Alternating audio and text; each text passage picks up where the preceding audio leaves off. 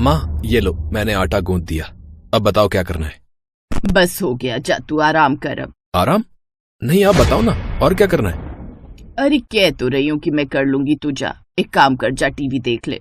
मुझे नहीं देखना टीवी, आप यहाँ काम करो और मैं आराम करूँ। अरे कैसा लड़का है रे तू, दुनिया में कोई लड़का रसोई में माँ के साथ काम नहीं करवाता है। ये बात तो सही है। मैं तो कहता हूँ कि इसे एक बार ढंग से चेक करवा लो, कहीं ये लड़की तो नहीं है। राकेश की इस बात पर उसकी पत्नी कांता और उनका बेटा ईशान हंसने लगे। राकेश, कांता और उनका बेटा ईशान शहर में रहते थे। राकेश एक बड़ी फैक्ट्री में मैनेजर थे और अच्छा खासा कमा लेते थे, जबकि ईशान अभी पढ़ाई कर रहा था। ईशान बहुत ही संस्कारी और भोला लड़का था। फिर एक दिन, क्या कर रही हो माँ? नीचे उतरो। पापा जल्दी आओ, देखो माँ जान देने जा रही है। ये क्या? कांता नीचे उतरो। माँ हमसे कोई गलती हो गई क्या? अरे मेरे बाप, चुप तो हो जा। मैं पंखा साफ कर रही हूँ और ये रस्सी नहीं है, मेरा पुराना दुपट्टा है जिससे मैं ये पंखा साफ कर रही हूँ। अच्छा सॉरी, वो मुझे लगा कि। क्या लगा कि मैं खुदकुशी करने जा रही हूँ? अरे दिवाली सर पर है, पता है कितना काम पड़ा है। अभी तो मेरे पास खुदकुशी करने का भी वक्त नहीं है। हट जाओ यहाँ से, काम करने दो मुझे। नहीं माँ, मैं आपके साथ काम करूंगा। नहीं, तू जाकर पढ़ाई कर। हे भगवान, कभी कभी तो लगता है कि मेरे घर प्रभु श्री राम ने साक्षात जन्म लिया है। हाँ, पर इस बार भगवान लक्ष्मण को साथ नहीं लाए। राकेश और ईशान हंसने लगे और उनकी बातें सुनकर कांता ने माथा पीट लिया। हर रोज इसी तरह राकेश के घर में हंसी ठिठोली होती। उनके घर से हमेशा हंसने की आवाजें आती रहती। इसी तरह कुछ और साल बीत गए और फिर एक दिन, माँ दरवाजा खोलो ना, मैं आ गई। अरे दीदी नमस्ते, आप कैसी हो? मैं एकदम ठीक हूँ, तू बता। मैं भी बढ़िया हूँ। जीजा जी नहीं आए? नहीं, वो बाहर गए हुए ना, तो इसीलिए। वैसे एक बात बता, ये दरवाजा खराब हो गया है क्या?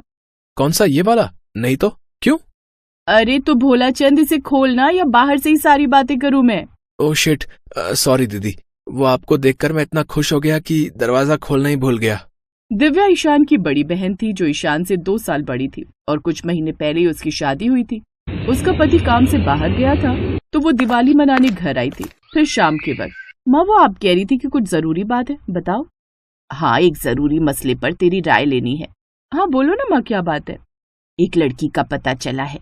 लड़की बहुत ही सुंदर और सुशील है, लेकिन दिक्कत यह है कि बेचारी अनाथ है, माँ बाप नहीं है उसके। ओह बेचारी, हाँ तो आगे? मैं चाहती हूँ कि उसकी ईशान से शादी हो जाए। हाँ तो दिक्कत क्या है? दान दहेज की? नहीं नहीं, कोई दान दहेज नहीं चाहिए हमें। दिक्कत ये है, उस लड़की के माता पिता के गुजरने के बाद उसकी मौसी उसका ख्याल रखती आई हैं और वो दोनों साथ में ही रहती हैं। हाँ तो?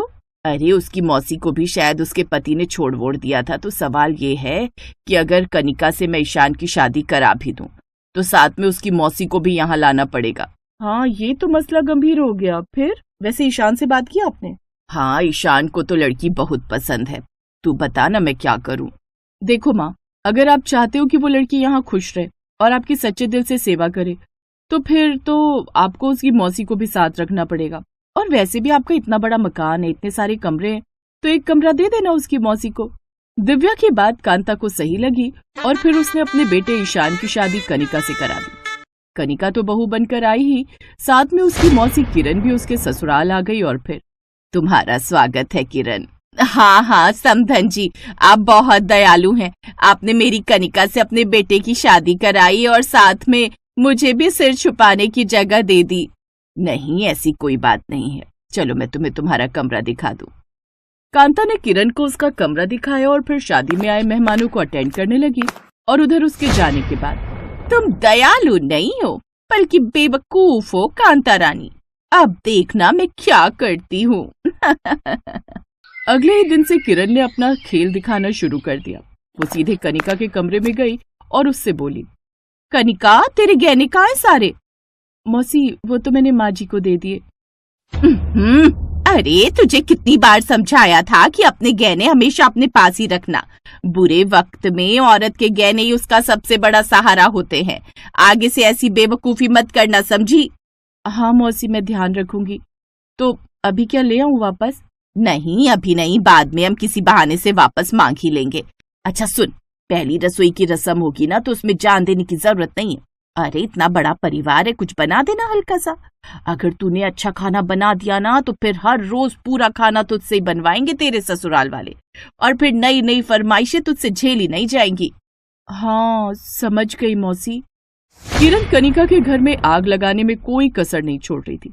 पहली रसोई की रस्म के दिन कनिका ने सिर्फ हलवा बनाया था और अपनी सास से कहा कि उसे सिर्फ हलवा बनाना ही आता है। उस दिन सारा खाना कांता को ही बनाना पड़ा और वो बेचारी अपनी बहू को नादान समझकर उसे खाना बनाना सिखाने लगी। फिर ऐसे ही एक दिन, मौसी ये कुछ ठीक नहीं लग रहा है, ऐसे तो माँ जी मुझ पर गुस्सा होने लगेंगी। अरे पगली, यही तो मैं चाहती हूँ कि तेरी सास तुझ पर गुस्सा हो, तुझे जली कटी सुनाए। फिर मैं ये सारी बातें रिकॉर्ड कर लूंगी और हम वो सब ईशान को दिखाएंगे और फिर धीरे धीरे उसके मन में उसकी माँ के लिए जहर घोल देंगे। पर हम ऐसा क्यों करेंगे मौसी? तू नहीं समझेगी।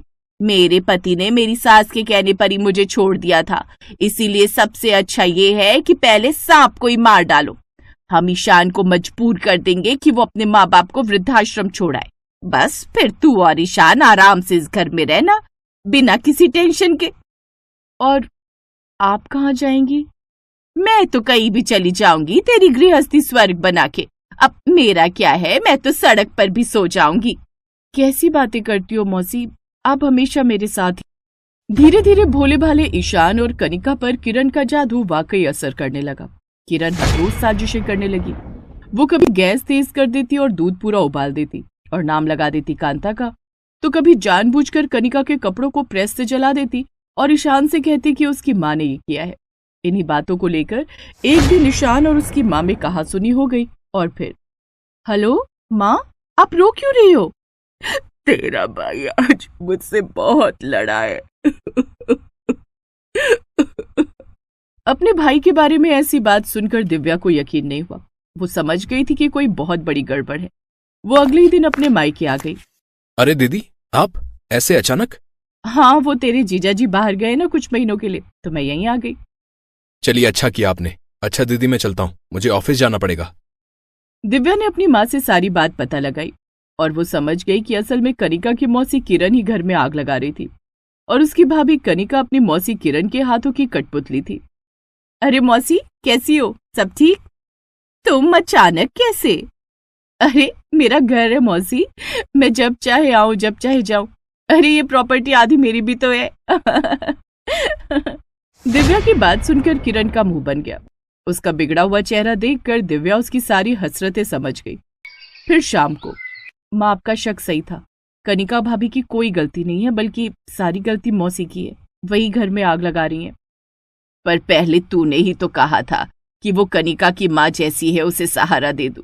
देख अब वो क्या रंग दिखा रही है। आप चिंता मत करो माँ, मैंने ही आपसे उन्हें यहाँ लाने को कहा था ना, अब उनका इलाज भी मैं ही करूंगी।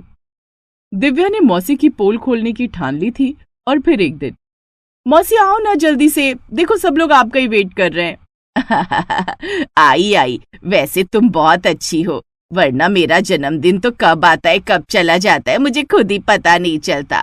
अब आज पहली बार मेरा जन्मदिन इतनी धूमधाम से मन रहा है। हाँ मौसी, और आप देखना आज का आपका ये जन्मदिन आपको तो क्या, सबको याद रहेगा। मैं आपसे इसका वादा करती हूँ।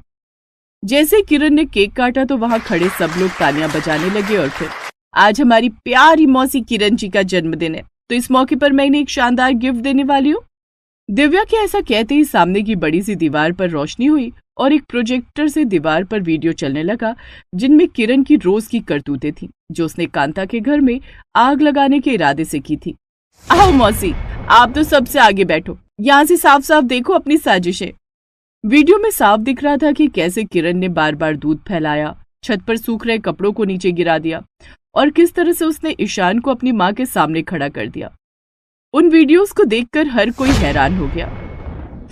हाय मेरे भगवान, ये सब क्या है? ये सब झूठ है। दामाद जी, आप मेरी बात सुनो, ये सब ना आपकी माँ और बहन की मिली भगत है। बस कीजिए आप, और ये मगरमच्छ के आंसू बहाना बंद करो मौसी। आपकी सारी पोल पट्टी खुल गई है, तो ऐसा है, आप कल ही अपने गांव जाएंगी और यहाँ की चिंता मत करना। यहाँ जो आपने आग लगाई है ना, उस पर मैं पानी डालता रहूंगा। कनिका, ये सब क्या हो रहा है? तू कुछ नहीं कहेगी? मैं क्या कहूँ मौसी, मैं तो खुद शर्मिंदा हूँ कि कैसे मैं तुम्हारी बातों में आकर खुद ही अपनी गृहस्थी बर्बाद कर रही थी। तुम मुझसे और मेरे घर से दूर रहो, अब यही सही है। किरण को समझ आ गया था कि अब यहाँ उसकी दाल नहीं गलने वाली। कनिका ने अपनी सास और ईशान से माफी मांगी और अगले दिन खुद अपनी आग लगाऊ मौसी को रेलवे स्टेशन छोड़कर आई।